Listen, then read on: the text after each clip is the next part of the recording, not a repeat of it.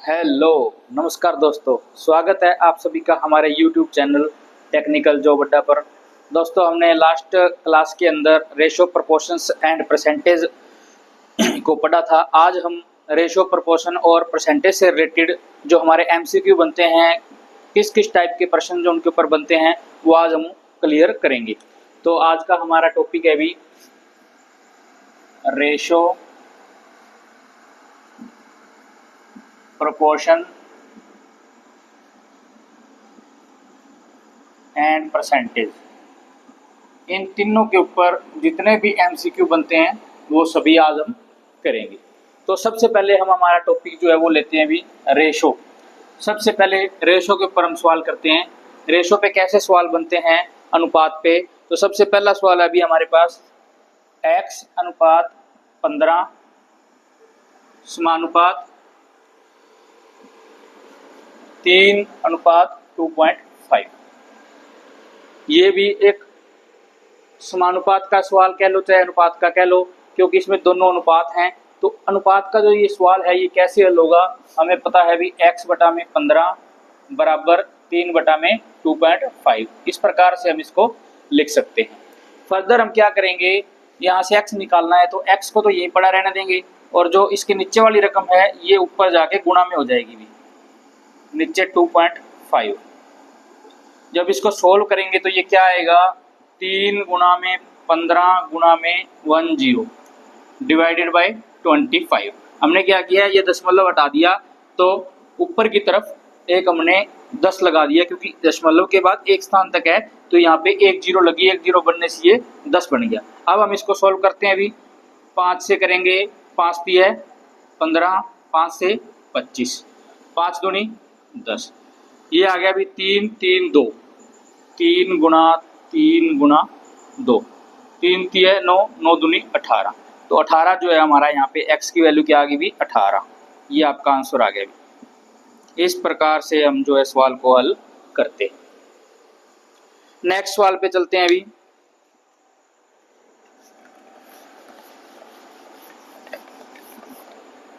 Next सवाल में क्या कह रहे हैं, अभी कोई एक मिश्र धातु है, एक मिश्र धातु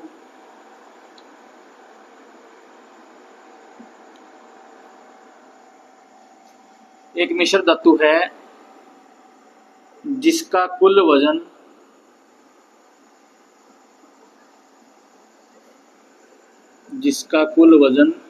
72 kg है। इस मिश्र धातु में A, B और C धातु क्रमशः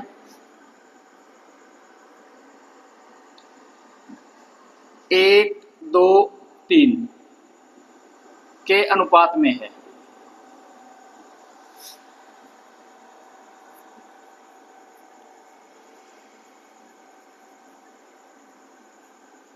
तीनों का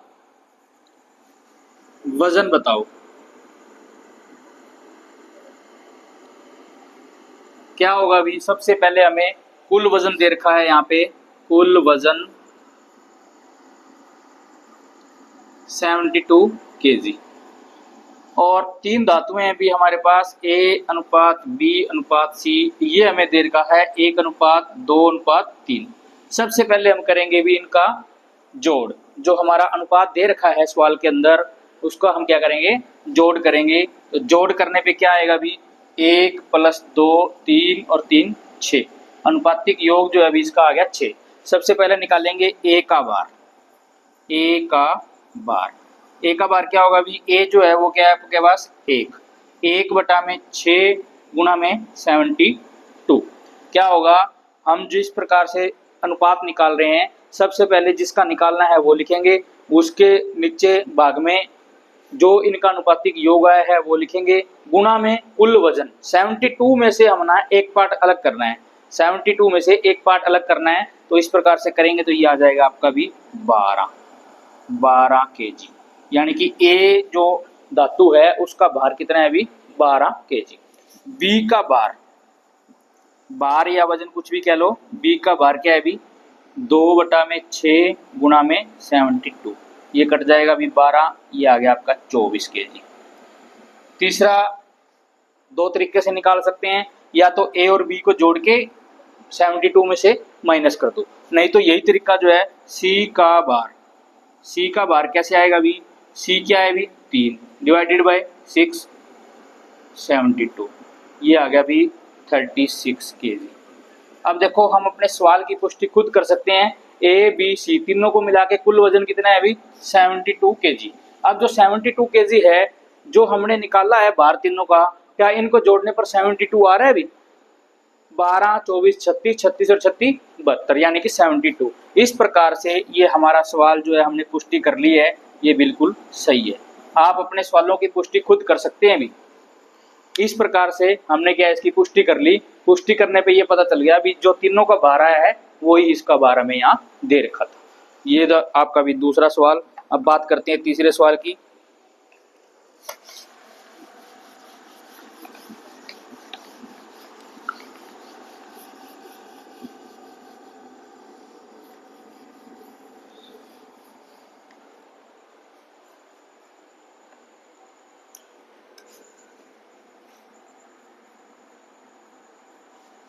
तीन पूंजीपति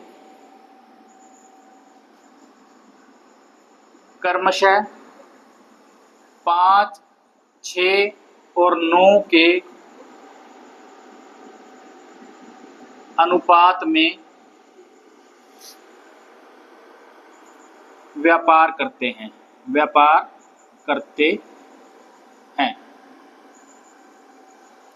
5, 6 और 9 के अनुपात में व्यापार करते हैं। वर्ष के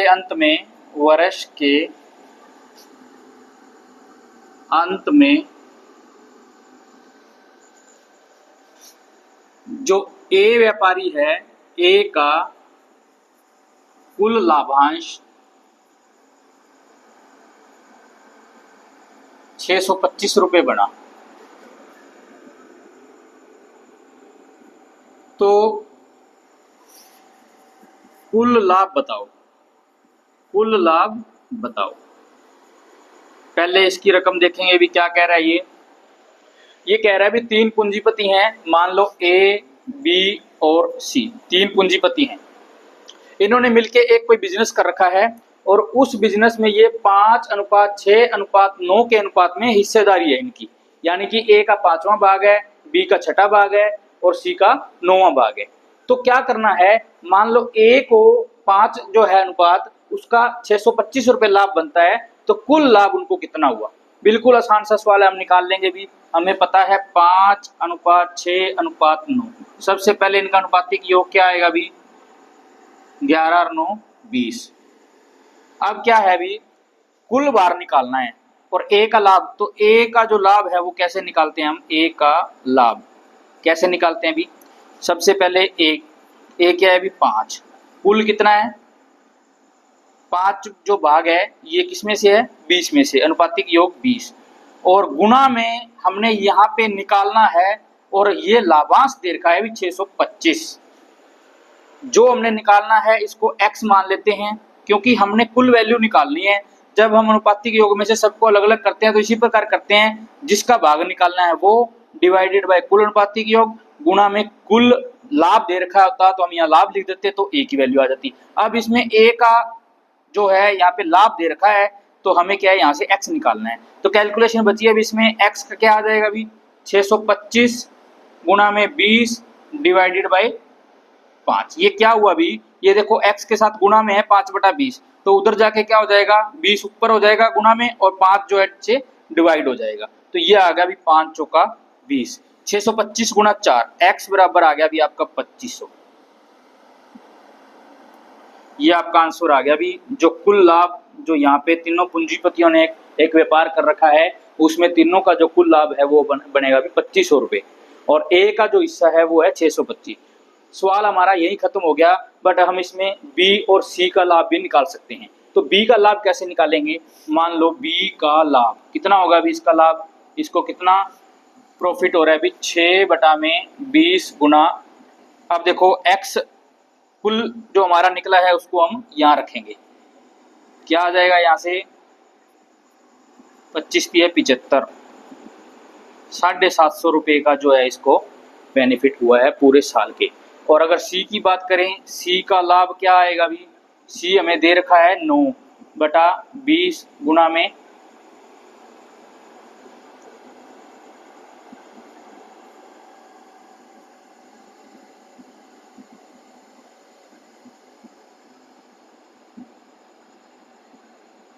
1125 रुपये जो है आपका सी का लाभ आ जाएगा। तो ये बिल्कुल ही आसान सा सवाल था जो कि हमने निकाल दिया है। अब हम आगे बढ़ते हैं। किसी बच्चे को सवाल समझते टाइम कोई डाउट है तो वो कमेंट करे और हम उसको उत्तर देंगे। आपका जो भी डाउट होगा आप कमेंट में पूछें, हम उसको क्लियर करके आपको बताएंगे।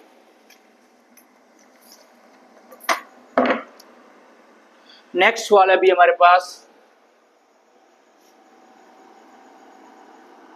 एक सर्किट का कुल प्रतिरोध 1200 ओम है।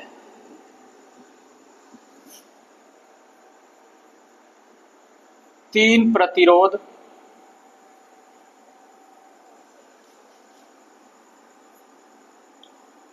क्रमशः 2:3:4 के अनुपात में लगे हुए हैं।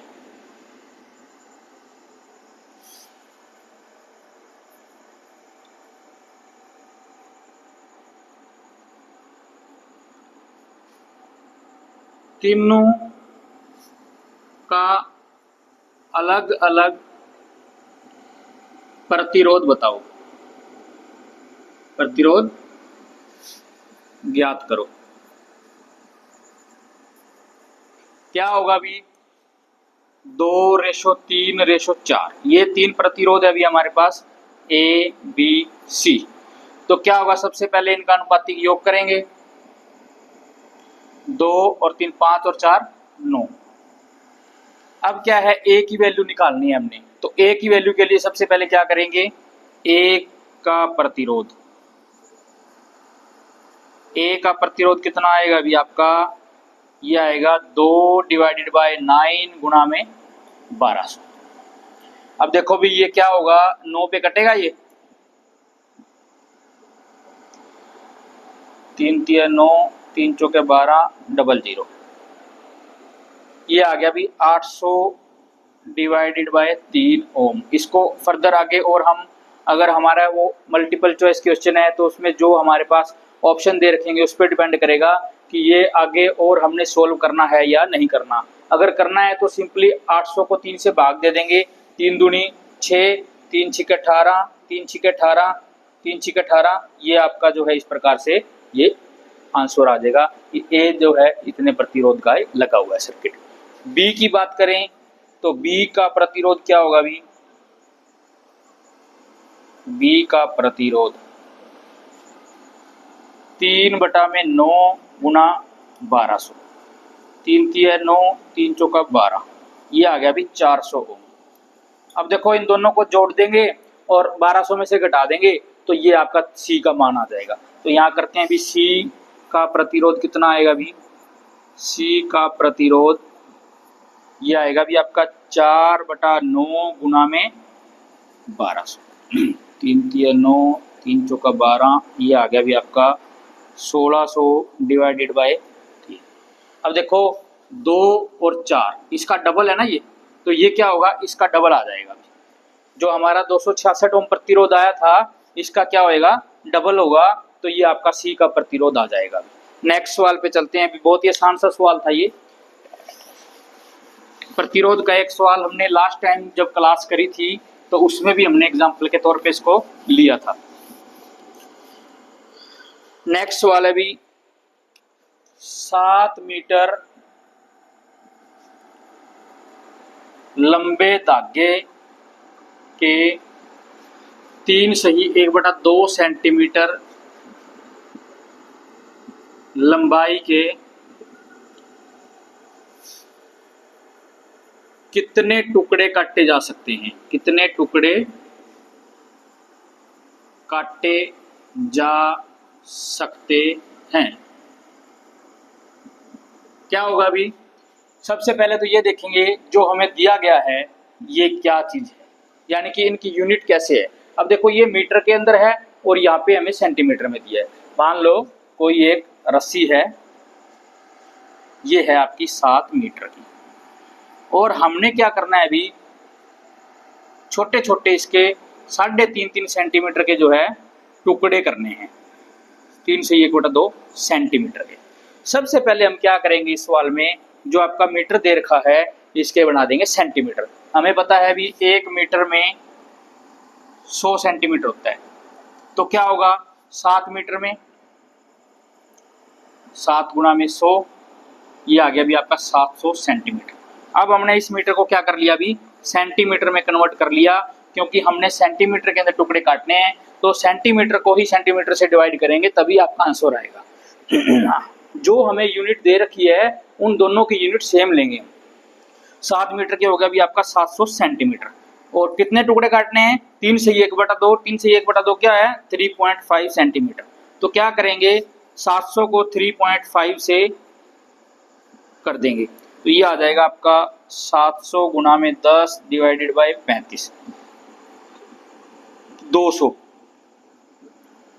क्या उत्तर आएगा अभी इसका, 200 टुकड़े जो हैं इसके काटे जा सकते हैं। 7 मीटर लंबे धागे के 3 से 1/2 सेंटीमीटर लंबाई के 200 टुकड़े काटे जा सकते हैं। तो ये था अभी आपका आसान सा सवाल। अब नेक्स्ट हम आगे बढ़ते हैं। अभी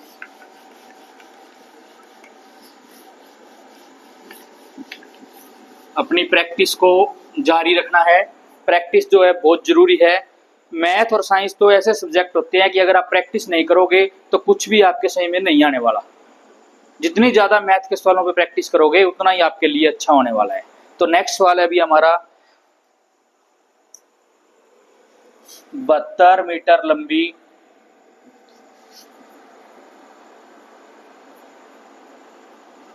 रस्सी को काटा जाता है यदि एक टुकड़े की लंबाई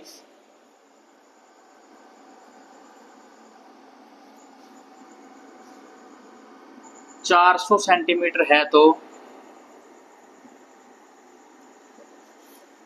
कुल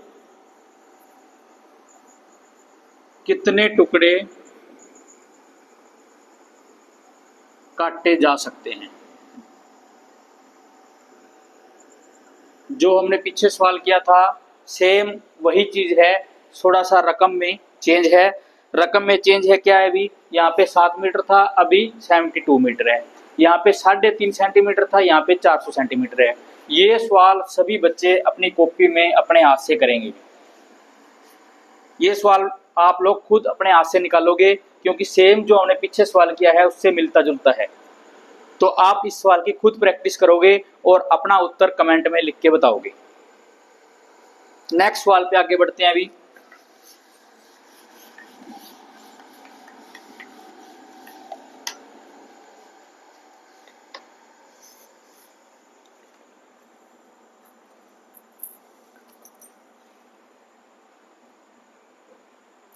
थोड़ा टिपिकल सवाल ले लेते हैं। अभी अब 280 सेंटीमीटर व्यास की एक पुली 300 आरपीएम की स्पीड पर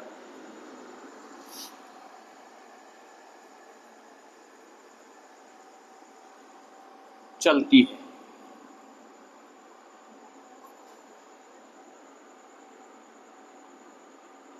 पुली का कोई एक बिंदु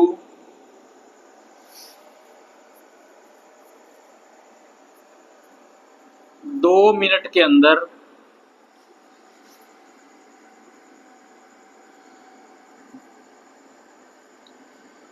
कितनी दूरी तय करेगा। क्या होगा अभी इस सवाल के अंदर, हमें दिया गया है अभी पुली का व्यास। मान लो ये कोई पुली है, ये पुली है भी, और इसके ऊपर एक बेल्ट चढ़ी हुई है, और ये बेल्ट जो पुली है ये 300 आरपीएम के साथ रोटेट करती है, अभी घूमती है। 300 आरपीएम का मतलब है राउंड पर मिनट, यानी कि 1 मिनट के अंदर 300 राउंड ले रही है ये। और दूसरा ये कहता है जो इसका व्यास है, व्यास क्या होता है अभी, सेंटर में से जो लाइन गुजरती है वो व्यास कहलाती है। तो इसका व्यास हमें दे रखा है 280 मिलीमीटर, यहाँ पे मिलीमीटर कर लो। सबसे पहले क्या करेगा, जो हमें व्यास दिया गया है उसको 280 मिलीमीटर को मीटर बना देंगे, ये हो जाएगा आपका 0.28 मीटर, डिवाइडेड बाय 1000 करेंगे तो ये आपका 0.28 मीटर बनेगा। और क्या दे रखा है अभी, और हमें दे रखा है इसकी स्पीड, स्पीड यानी कि n से लिखते हैं इसको, तो ये अभी आपकी 300 आरपीएम। 2 मिनट में 300 गुना 2, ये आपके टोटल 600 जो है चक्कर हो गए अभी इसके। क्या हो गया अभी, टोटल जो है इसके 600 चक्कर है। अब सबसे पहले हम ये देखेंगे कि ये जो पुली है इसकी क्या परिधि है, यानी कि इसका जो बाहरी एरिया है, जो ये अगर इसको मान लो ये कोई पुली है, अगर इसको मैं यहाँ से खोल के बिल्कुल सीधी लंबी करूं इस प्रकार से, तो ये कितनी बनती है वो आपकी कहलाती है अभी परिधि, सर्कमस्टांसेस। परिधि का जो फॉर्मूला है वो क्या है अभी, जो आपकी परिधि है वो होती है अभी 2 पाई आर या फिर पाई डी। आर जो है त्रिज्या होती है, और 2 बार त्रिज्या गुना में पाई, 2 बार त्रिज्या जो है वो आपके व्यास के बराबर है, तो इसका उत्तर होता है भी पाई डी। तो पाई एज इट इज पड़ी रहेगी, डी हमें पता है 0.28। ये आ गया अभी यहाँ से इसकी परिधि कि एक बिंदु से जब घूम के इस प्रकार वापस आएगी तो ये 0.28 पाई दूरी तय करेगी। अब 1 मिनट में 300 चक्कर ले रही थी, 2 मिनट में क्या हो गया 600। अब उसकी परिधि जो है 600 मिनट में 600 बार ऐसे घूम रही है, तो दोनों को क्या करेंगे यहाँ पे मल्टीप्लाई कर देंगे। क्या हो जाएगा अभी 600 गुना में 0.28 पाई, पाई की वैल्यू हमें पता है अभी क्या होती है, पाई की वैल्यू होती है अभी 3.14 या फिर 22/7, कुछ भी हम इसमें से ले सकते हैं। 600 गुना में 0.28 गुना में 22/7, कैसे करेंगे इसको,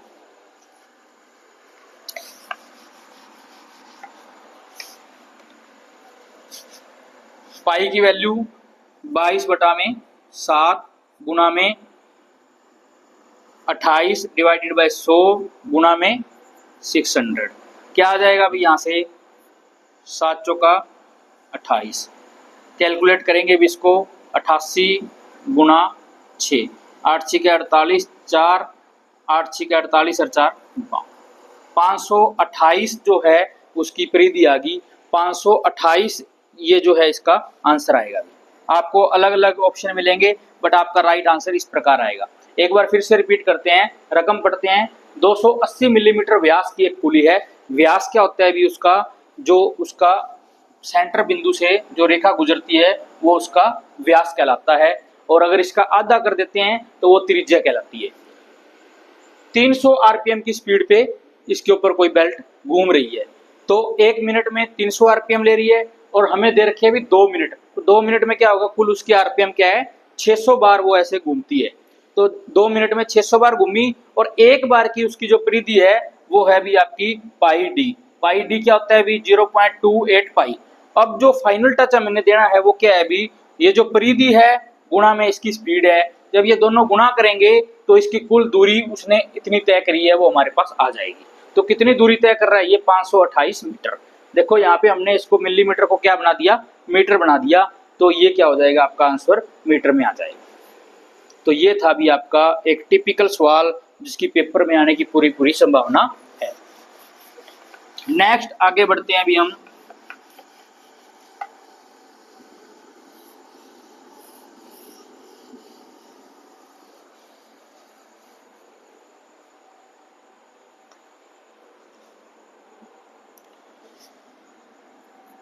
यदि A अनुपात B बराबर 5:7 है तो 7 व B अनुपात C बराबर 6:11, तो A अनुपात B अनुपात C ज्ञात करो।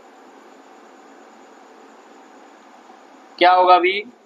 A अनुपात B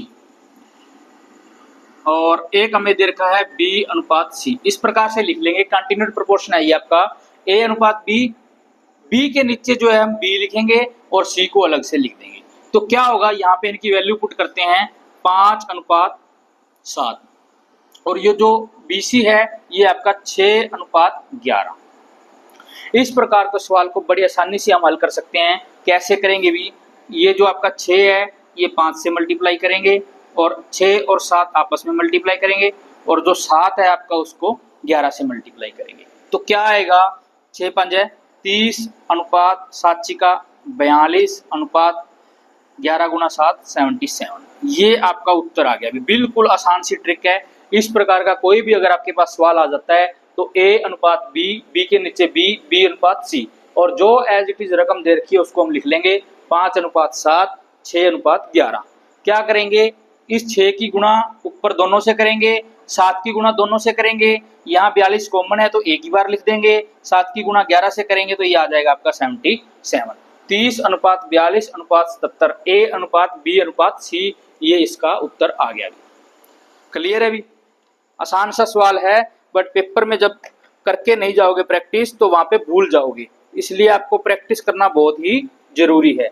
मैं बार बार यही बात रिपीट करता हूं कि प्रैक्टिस प्रैक्टिस प्रैक्टिस प्रैक्टिस बहुत ही जरूरी है आपके लिए, क्योंकि अगर हम प्रैक्टिस करेंगे तो हम कुछ भी भूलेंगे नहीं।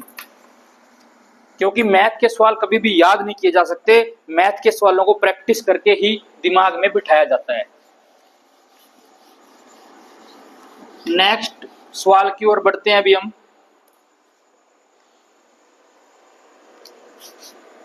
पच्चीस कर्मी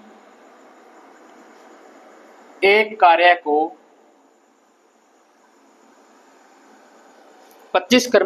को 30 घंटे में करते हैं।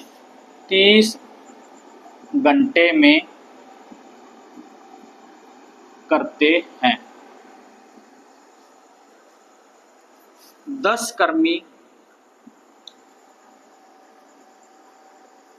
कितने घंटे में करेंगे?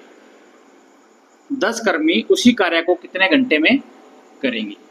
अब देखो, कर्मी कम कर दिए हैं। जब कर्मी या मजदूर जो है आपके कम हो जाएंगे तो स्वाभाविक सी बात है उस कार्य को संपन्न होने में जो है ज्यादा टाइम लगेगा, है ना। इस प्रकार के सवाल निकालने के लिए मैंने आपको एक चीज बताई थी, M1 D1 बराबर M2 D2, यानी कि M1 जो है आपका मशीन, मजदूर, कर्मचारी वो सब है। ठीक है भाई, कितने देर के हमें M1 25। कार्य एक यही कार्य है, सेम कार्य वहां कर रहे हैं। ठीक है भाई, तो कार्य को लिखने की जरूरत इसमें नहीं है। उसके बाद है घंटे दे रखे हैं, कितने घंटे हैं भी? 30, यहाँ 30 लिख देंगे। M2 कर्मी उसने कितने कर दिए? 10, और हमने निकालना है अभी कितने घंटे लगेंगे। तो ये इसको हम x मान लेते हैं कि मान लो x घंटे लगेंगे। तो क्या होगा? M1 H1 बराबर M2 H2। H2 जो है हमें यहाँ से निकालना है, जिसको हमने x मान लिया है, इधर हमने वैल्यू पुट कर दी है। तो x बराबर क्या आ जाएगा भी? 25 गुणा में 30, ये गुणा का है, इधर जाके क्या हो जाएगा आपका? ये भाग का हो जाएगा। 10 तिये 30, 25 तिये 75, यानी कि 75 घंटे लगेंगे भी। क्या होगा? 25 कर्मचारी कर रहे थे 30 घंटे में किसी काम को, और जब 10 कर्मचारी लगाएंगे तो कितने घंटे लगेंगे? वहां 75। ये फॉर्मूला आपने याद रखना है, M1 D1 H1 M2 D2 H2। अगर वर्क भी दे रखा हो कि काम की जो मात्रा है उसको बढ़ा रहे हैं घटा रहे हैं, तो डिवाइडेड आपका W1 और यहाँ डिवाइडेड बाय W2। ये फॉर्मूला आपने अच्छे से ध्यान में रखना है, इससे आपका एक सवाल 100% जो है पेपर में आता ही आता है। नेक्स्ट सवाल पे चलते हैं अभी। एक केबल के 14.7 मीटर पर 1 वोल्ट का ड्रॉप होता है। 1 वोल्ट का ड्रॉप होता है। वोल्टेज ड्रॉप कह सकते हैं अभी, वोल्टेज ड्रॉप होता है। कुल 6.801 ड्रॉप है तो केबल की कुल लंबाई बताओ। केबल की कुल लंबाई बताओ। देखो क्या है भी इस सवाल के अंदर, ये क्या कह रहा है, 14.7 मीटर। मान लो ये 14.7 मीटर है और यहाँ पे वोल्टेज का जो ड्रॉप आया है वो 1 वोल्ट आ गया। टोटल ये कह रहा है कि जो वोल्टेज का ड्रॉप है वो है भी आपका 6.801 वोल्ट। तो बताओ कि कितनी लंबी केबल है, तब जाके 6.801 वोल्ट आ रहा है। तो क्या करेंगे, 1 वोल्ट आ रहा है 4.7 मीटर पे, इतने वोल्ट कितने पे आएंगे, 4.7 गुना में 6.801, 14.7 मीटर गुना में 6.801 वोल्ट। यहाँ से कुल लंबाई आ जाएगी भी आपकी उस तार की, उस केबल की कुल लंबाई आ जाएगी जिसमें 6.801 ड्रॉप हो रहा है। अगर इसको हम मल्टीप्लाई करेंगे तो हमारा उत्तर आएगा भी 100 मीटर। आप कैलकुलेशन इसकी करके देखो तो ये क्या आएगा, 14.7 मीटर जो आपकी एक केबल है उस पे आ रहा है 1 वोल्टेज ड्रॉप। कुल जो वोल्टेज का ड्रॉप है वो है 6.801। 6.801 कुल ड्रॉप को जब हम 1 मीटर के ड्रॉप से गुना करेंगे तो आपके पास कुल जो आपकी केबल की लंबाई है वो आसानी से यहाँ पे हम निकाल सकते हैं। यहाँ तक सवाल करने के बाद सिर्फ कैलकुलेशन बचती है। कैलकुलेशन आपने बड़े ही ढंग से और ध्यान से करनी है।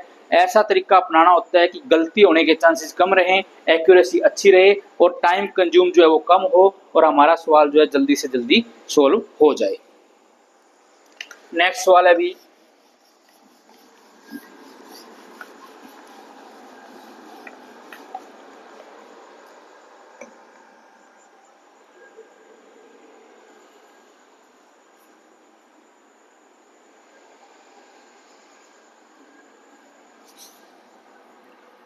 एक जनरेटर 1 महीने में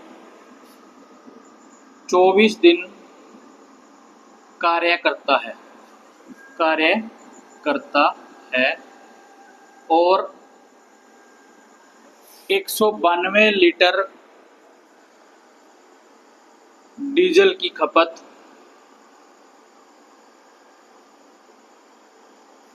होती है। प्रतिदिन की खपत ज्ञात करो। प्रतिदिन की खपत ज्ञात करो। बहुत ही आसान सा सवाल है। सबसे पहले कुल डीजल जो है वो कितना है अभी,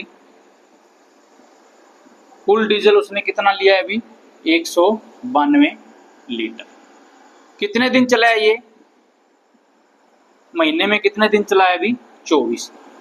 टोटल 192 लीटर जो है ये 24 दिन में कंज्यूम किया है इसने। तो 24 से अगर हम भाग कर देंगे तो ये क्या है अभी, 1 दिन की कंजप्शन आ जाएगी। 1 दिन की कंजप्शन यहाँ से अगर 192 को 24 से भाग देते हैं तो ये आएगा आपका 8 लीटर।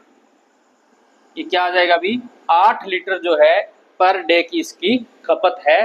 तो अगर 24 दिन कार्य करता है, 8 इसकी पर डे है, तो कुल 192 लीटर डीजल एक ही महीने का ये खपत करेगा। तो बिल्कुल आसान सा सवाल था ये हमने कर लिया है। नेक्स्ट आगे बढ़ते हैं अभी।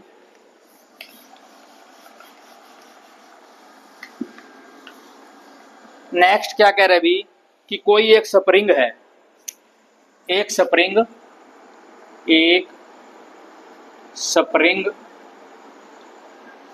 3 सेंटीमीटर की डिस्प्लेसमेंट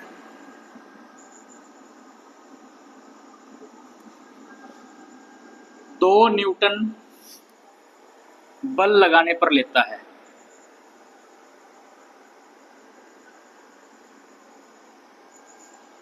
27 सेंटीमीटर की डिस्प्लेसमेंट होता है भी आपका विस्थापन। 27 सेंटीमीटर की डिस्प्लेसमेंट के लिए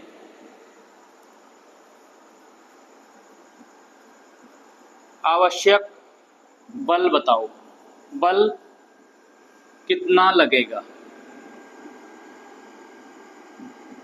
बिल्कुल आसान सा सवाल है, मैं पहले भी बताया था। जो चीज़ हमने निकालनी है उसको राइट हैंड साइड पे रखेंगे, तो हमने यहाँ पे क्या निकालना है, बल निकालना है।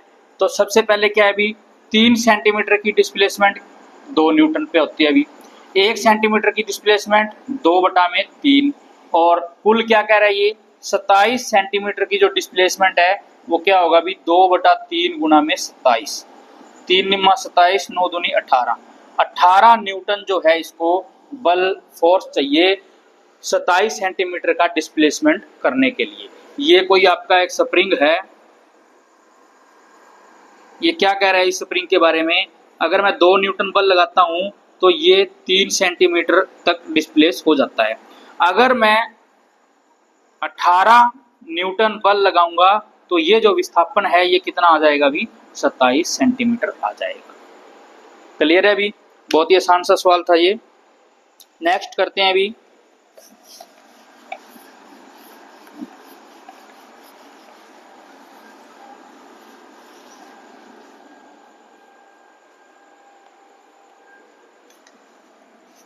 एक निर्माण स्थल पर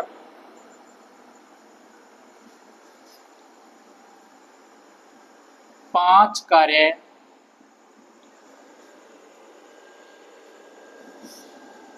3 दिन में पूरा करने के लिए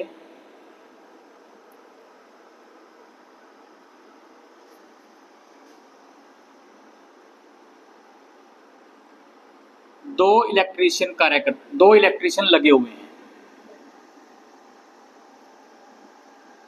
क्या अभी कोई एक निर्माण स्थल पर 5 कार्य हैं अलग अलग, और 3 दिन में पूरा करते हैं कितने, 2 इलेक्ट्रीशियन।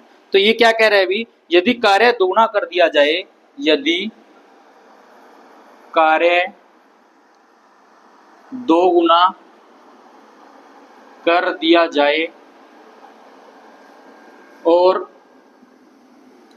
कार्य 1 दिन में ही पूरा करने के लिए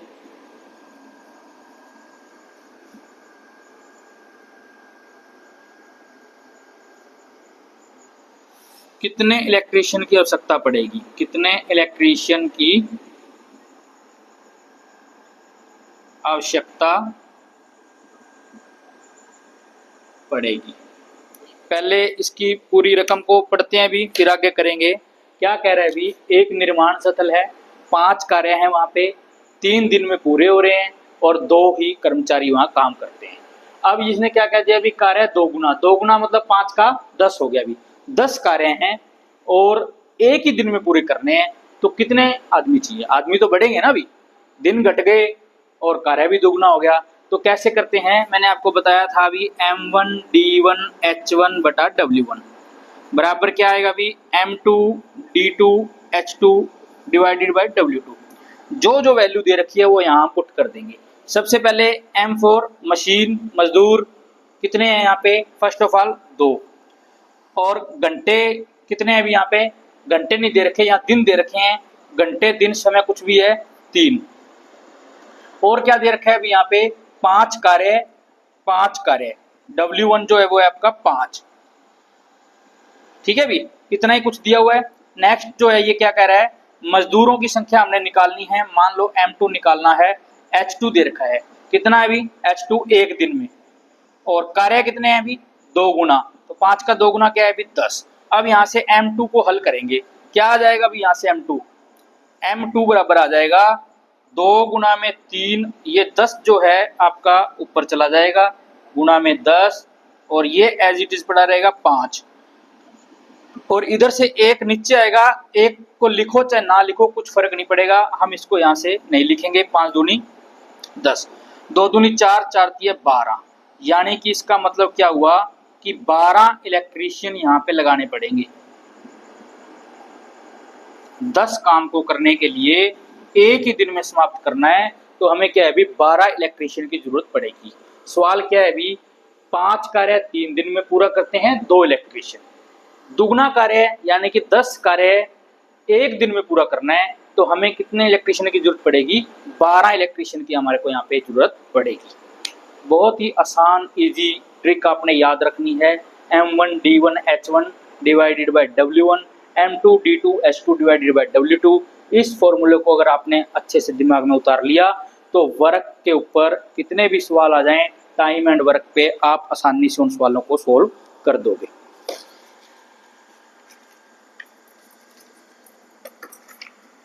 नेक्स्ट सवालों पे आगे बढ़ते हैं अभी। अब हम कुछ परसेंटेज के सवाल करते हैं अभी, प्रतिशत के। ये सभी अनुपात और समानुपात से रिलेटेड सवाल थे। अब हम करते हैं अभी परसेंटेज के रिलेटेड। परसेंटेज से रिलेटेड जो आपके सवाल हैं बिल्कुल सिलेक्टेड से मैंने लिए हैं ताकि आपको अच्छे से समझ में आए, और जिन सवालों के पेपर में आने की संभावना रहती है वही सवाल हम यहाँ पे कर रहे हैं। क्या है अभी, सबसे तो आसान सा सवाल है अभी, 150 का 2% कितना होता है, यानी कि 2% कितना होता है। देखो 150 का मीन्स गुना 2%, परसेंट को हटाना है हमने, तो क्या है अभी डिवाइडेड बाय 100 कर देंगे, तो इसको सोल्व करेंगे उत्तर आ जाएगा हमारा। 0 से 0 कटी, 2 से 5, 5 की है 15, ये आ गया अभी आपका 3। 150 का 2% कितना है अभी 3, ये आपका 3 आंसर आ गया अभी। नेक्स्ट सवाल क्या है अभी, 8 किलोमीटर का 200 मीटर कितने प्रतिशत है, कितने प्रतिशत है। सबसे पहले आपने क्या करना है, इस रकम को समझना है कि इस प्रकार के सवालों को हल कैसे करते हैं। कैसे करते हैं अभी हल, 8 किलोमीटर, सबसे पहले यहाँ किलोमीटर है यहाँ मीटर है, तो क्या करेंगे 8 किलोमीटर के मीटर बना देंगे। क्या हो जाएगा अभी 1 किलोमीटर में 1000 मीटर होते हैं, तो 8 को 1000 से गुना कर देंगे, तो ये आपके बन गए अभी मीटर। तो ये क्या कह रहे हैं अभी, 8000 मीटर का 200 मीटर कितने परसेंट है। मान लेते हैं अभी x% है, ये माना x 8000 का x% कितना है अभी 200 है। क्या हो जाएगा यहाँ से 8000 गुना में x परसेंटेज को हटाएंगे तो बटा में क्या हो जाएगा 100, बराबर यहाँ पे अभी 200। अब देखो यहाँ से x निकालना है तो क्या करेंगे, ये ऊपर जाके गुना में और ये इसके डिवाइड में, क्या आ जाएगा यहाँ से x बराबर 200 गुना में 100 डिवाइडेड बाय 8000। 2 0 से 2 0 कैंसिल, 1 0 यहाँ से चलेगी, ये बच गया अभी आपका 20 डिवाइडेड बाय 8। फर्दर और काट लेंगे इसको, 4 दूनी 8, 4 पंजे 20, तो यहाँ से x क्या आ गया अभी 5/2, यानी कि 5/2%, या फिर इसको सोल्व करेंगे 2 दूनी 4, 2 पंजे 10, 2.5%। 8 किलोमीटर का 200 मीटर 2.5%, 2.5% के बराबर है। इसका मतलब ये है 8 किलोमीटर के सबसे पहले मीटर बनाए, मैंने पहले भी कहा है अब फिर कह रहा हूँ, सबसे पहले हमने यूनिट को सेम करना है। ये किलोमीटर में है, ये मीटर में है, तो क्या करेंगे किलोमीटर के मीटर बना देंगे। किलोमीटर के अंदर मीटर बनाएंगे तो 1 किलोमीटर में 1000 मीटर होते हैं, तो 8 किलोमीटर में क्या हो जाएंगे 8000 मीटर हो जाएंगे। अब क्या है अभी 8000 मीटर का कितने परसेंट, कितने मतलब हमने निकालना था, तो हमने यहाँ पे जिस चीज को निकालना है उसको x मान लिया, तो बराबर 200। x डिवाइडेड बाय परसेंटेज को उठाएंगे 100, तो इस प्रकार से जब सवाल को हल करेंगे तो ये आपका आ जाएगा भी 2.5%, 2.5% यहाँ से ये आ जाएगा। नेक्स्ट सवाल पे चलते हैं अभी।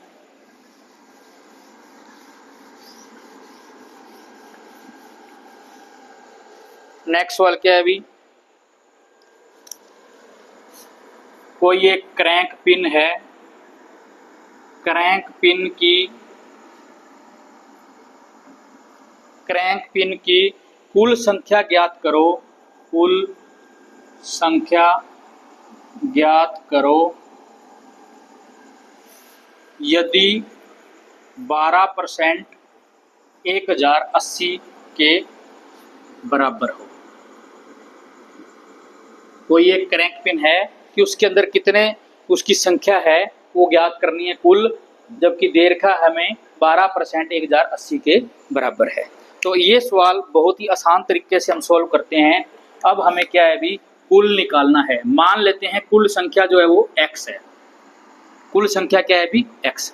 x का 12% किसके बराबर है अभी 1080 के बराबर है। x गुणा में 12 बटा में 100 बराबर 1080। यहाँ से x निकाल लेंगे तो 1080 गुणा में 100 ऊपर जाके गुणा में, और जो 12 है ये आपका डिवाइड में, 12 नहीं में 108, तो यहाँ से x की वैल्यू आ गई भी 9000, 9000। उसमें कुल जो संख्या है क्रैंक पिनों की वो 9000 होएगी। इसका मतलब ये है कि 9000 का 12% जो है वो 1080 होता है। बहुत ही आसान सा सवाल था जी, जो अभी हमने कर लिया है। नेक्स्ट सवाल में बढ़ते हैं।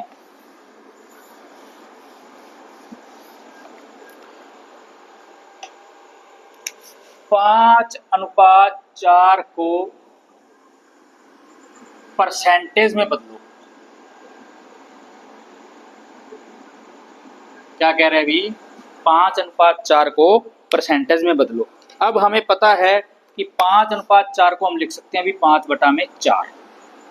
परसेंटेज में बदलना है तो गुणा में 100 लगा देंगे, क्या आ जाएगा 25, 25 पाँच जाए 125, ये आ गया अभी 125%। 5 अनुपात 4 को परसेंटेज में बदलेंगे तो ये आ जाएगा अभी 125%।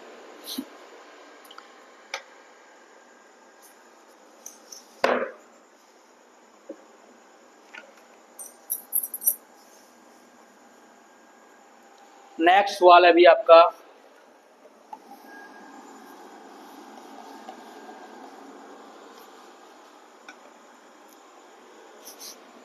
एक टीवी 5000 का खरीदा गया और 4000 रुपीज में बेचा गया। हानि प्रतिशत बताओ। अब देखो यहाँ से लॉस और प्रॉफिट भी आ रहा है और परसेंटेज भी आ रही है। कोई चीज 5000 रुपये खरीदी है, 4000 रुपये बेचेंगे तो वहां पे लॉस हो रहे हैं, हमें पता है, क्योंकि हमने खरीदी ज्यादा पे है, बेच कम पे रहे हैं। तो क्या होगा, सबसे पहले तो इसकी सिंपल हानि निकालेंगे। क्या आ जाएगी भी 5000 माइनस 4000, कितने पे खरीदा कितने पे बेचा, माइनस करेंगे तो ये आ गया यहाँ से 1000। अब क्या कह रहा है, परसेंटेज हानि निकालने के लिए कैसे निकलेगा ये, जो हानि हुई है डिवाइडेड बाय जितने पे वो खरीदा था। कितने पे खरीदा था 5000 पे, गुणा में 100, 3 जीरो से 3 जीरो कट गई भी,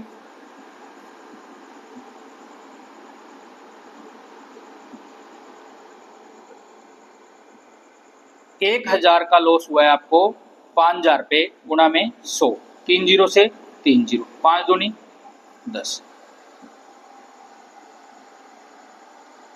एक सेकंड में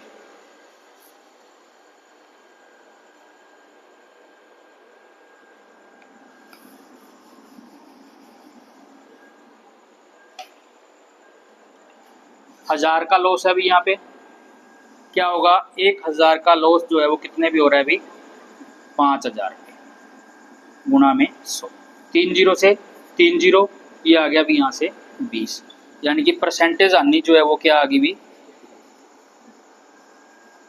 20%। क्या कहना चाह रहा है ये, 5000 रुपये का कोई एक टीवी खरीदा और 4000 में बेच दिया, तो हानि परसेंटेज में बताओ।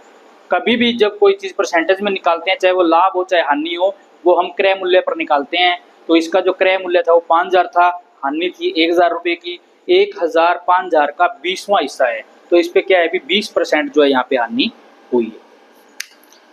नेक्स्ट सवाल है अभी,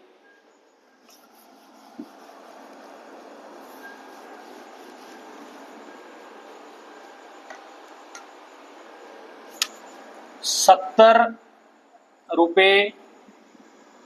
पर 70 पैसे मुनाफा होता है, 70 रुपये लगा करके 70 पैसे मुनाफा हो तो मुनाफा प्रतिशत में ज्ञात करो। सवाल आसान है, बट सबसे पहले क्या है, रुपए दे रखे हैं या पैसे दे रखे हैं। क्या करेंगे, इन रुपए को पैसे बना देंगे। हमें पता है 1 रुपये में कितने पैसे होते हैं, अभी 100 पैसे। तो 70 रुपये में कितने हो गए, गुणा में 70, 100 गुणा 70। तो क्या कह रहा है ये, 70 पैसे का मुनाफा हो रहा है अभी आपको 7000 पैसे पे, गुणा में 100 करेंगे तो यहाँ से क्या आ जाएगा, अभी परसेंटेज यहाँ पे आ जाएगी। 2 जीरो ये कट गई, भी 1 से ये कट गई, 7 एकम 7, क्या मतलब है अभी 1%। 70 रुपये लगाने पर 70 पैसे का अगर मुनाफा हो रहा है तो परसेंटेज में मुनाफे की बात करें तो वो आपका कितना आएगा, अभी 1% आएगा। बिल्कुल आसान सवाल है ये, बस पैसे और रुपए में कंफ्यूजन यहाँ है, क्योंकि यहाँ पैसे में प्रॉफिट दे रखा है, लगा रुपए रखे हैं। तो क्या करेंगे, सबसे पहले रुपए को पैसे बना देंगे। रुपए को पैसे बनाने के बाद आपका सवाल बिल्कुल आसान हो जाएगा, फिर इसमें कुछ भी नहीं बचेगा, आप आसानी से इसको कर दोगे। नेक्स्ट सवाल की तरफ आगे बढ़ते हैं। अभी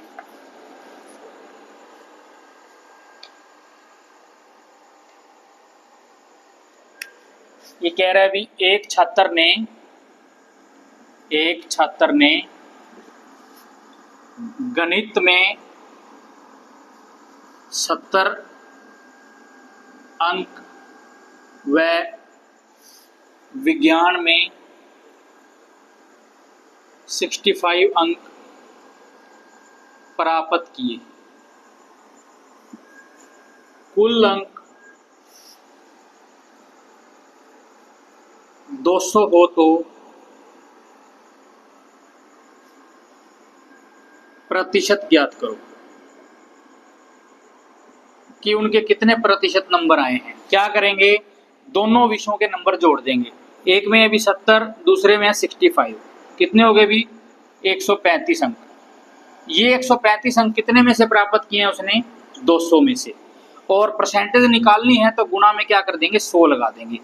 ये कट गया अभी 135 डिवाइडेड बाय 2, 2 छिका 12, 2 सत्ते 14, 2 पंजे 10, 67.5% अंक जो हैं एक बच्चे ने प्राप्त किए।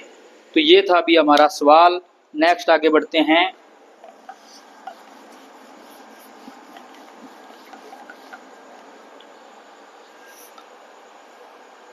एक संख्या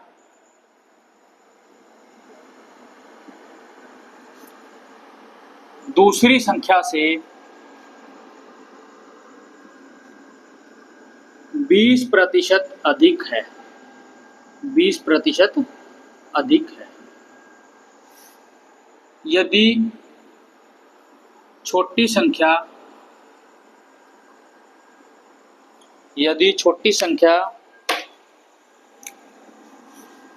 250 हो तो बड़ी संख्या ज्ञात करो।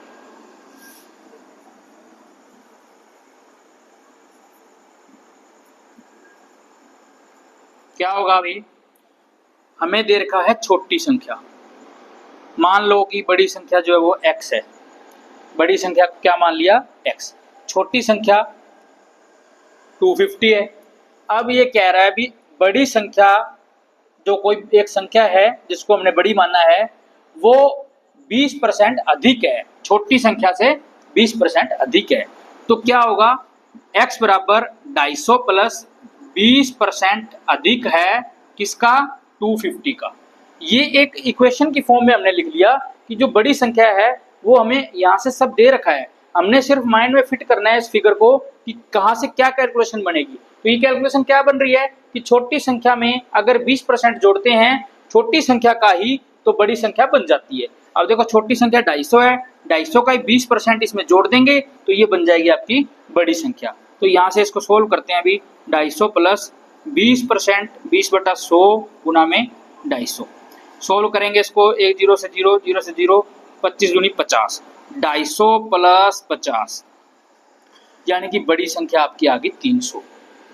बड़ी संख्या क्या आ गई, x जो हमने माना था वो आ गया अभी आपका 300। अब ये क्या है, अभी 250 का 20% अधिक है। 250 का 20% क्या होता है, अभी 50। अगर हम 250 में 50 जोड़ते हैं तो क्या हो जाएगा, अभी 300। इस प्रकार से हमारी सवाल की पुष्टि भी हो जाती है और हमारा उत्तर भी बिल्कुल सही होता है। अभी नेक्स्ट सवाल पे आगे बढ़ते हैं। अभी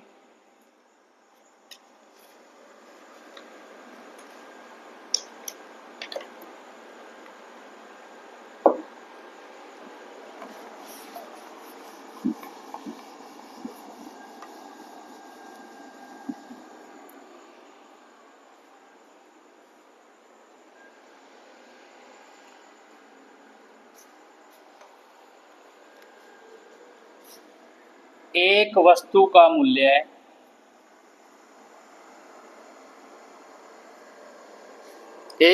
मूल्य 20% बढ़ाया जाता है और फिर 10% घटाया जाता है।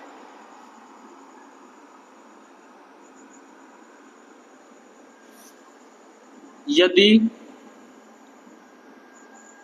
वस्तु का मूल्य 500 रुपये हो तो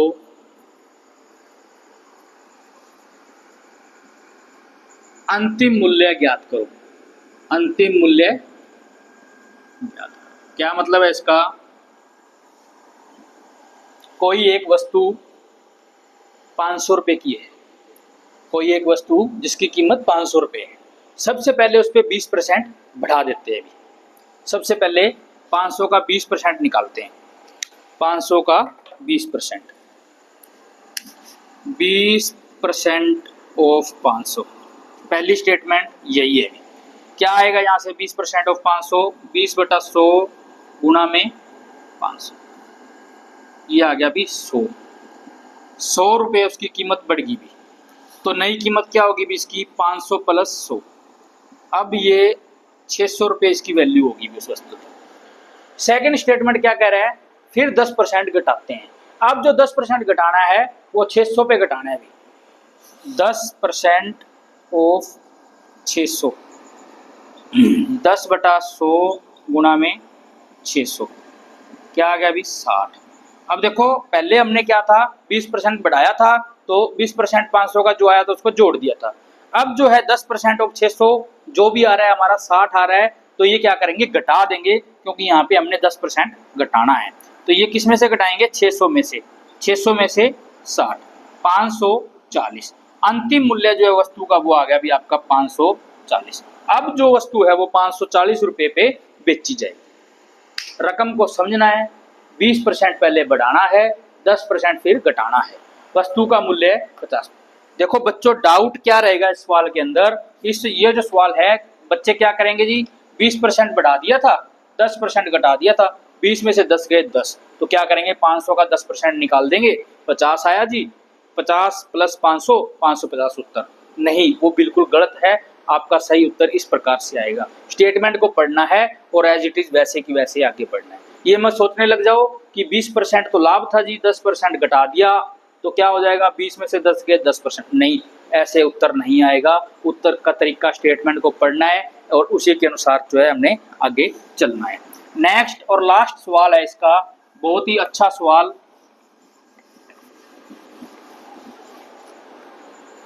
लास्ट सवाल क्या कह रहे हैं अभी,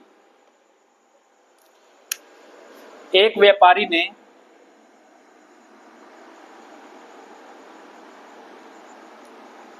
12,000 की कोई वस्तु खरीदी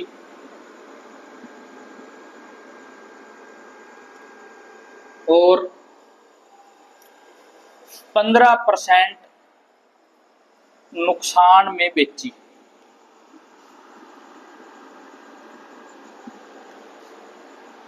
फिर इन्हीं रुपीस से दूसरी वस्तु खरीदी।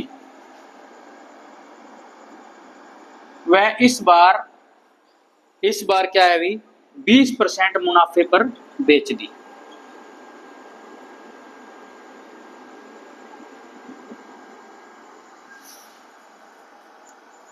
बताओ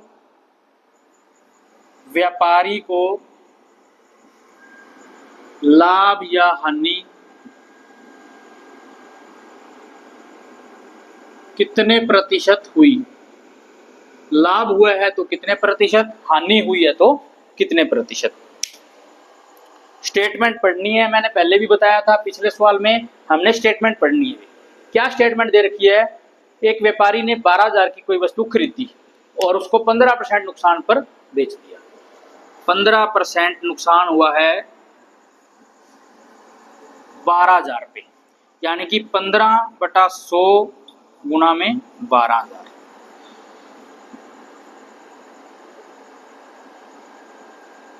ये आ गया भी 1,800 रुपए का नुकसान।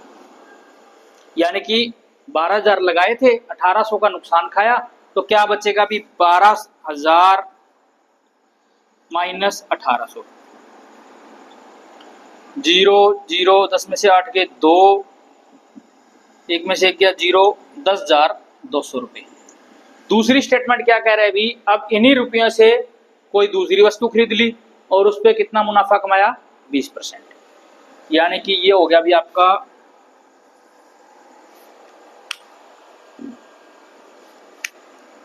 20% गुणा 10,200, 20/100 गुणा में 10,200, ये आ गया भी यहाँ से 0 2 दूनी 4, 0 2 एकम 2, 2,040 रुपये का मुनाफा हो गया। कितने पे हुआ, 10,200 पे। कुल पूंजी कितनी होगी भी, 10,200 प्लस 20,40, जोड़ करेंगे भी 0 4 2 2 1, 12,240 रुपये अब उसकी जेब में है। स्टार्टिंग में कितने रुपए लेके चला था वो, 12,000, अब है 12,240। तो मुनाफा हुआ या हानि हुई, लाभ हुआ या हानि हुई, तो यहाँ पे लाभ होगा क्योंकि 12,240 अभी उसकी जेब में है, लेके कितने चला था वो 12, 240 रुपये अभी क्या वो मुनाफे में है। अब वो 240 रुपये को हमने परसेंटेज में कन्वर्ट करना है। क्या करेंगे भी, 12,240 माइनस 12,000, 240 रुपये का लाभ कितने पे हुआ भी, 12,000 पे। तो परसेंटेज क्या आ जाएगी, यहाँ से भी 2 0 यहाँ कट गई, 1 ये कट गई, 12 दूनी 2%, 2% लाभ, यानी कि व्यापारी जो है 2% लाभ में है। व्यापारी यहाँ पे क्या है भी, 2% लाभ में है। पहले 12,000 लेके चला था, लास्ट में प्लस माइनस करके 12,240 उसकी जेब में है, 240 रुपये उसके पास ज़्यादा है, मुनाफे में है। कितना मुनाफा हुआ, 2%, 12,000 का 2%। तो ये थे भी आपके रेशो, प्रपोर्शन और परसेंटेज के ऊपर सवाल। तो हमने आज ये देखा कि कैसे रेशो, प्रपोर्शन और परसेंटेज पे MCQ आपके सवाल आते हैं। हमने ज़्यादा से ज़्यादा इन सवालों पे प्रैक्टिस करनी है। किसी भी सवाल में अगर आपको कोई दिक्कत आ रही है, समझ में नहीं आ रहा है, तो आप हमें कमेंट करें, हम आपको अच्छे ढंग से उसको समझाएंगे और भी अच्छे तरीके से हम जो है उसको करवाने की कोशिश करेंगे। तो हमारे साथ जो है आप बने रहें, हमारे चैनल को सब्सक्राइब करें और जो भी हमारी वीडियो आती है उसको पूरा देखें और अपनी तैयारी को हमारे साथ करते रहें। Thank you.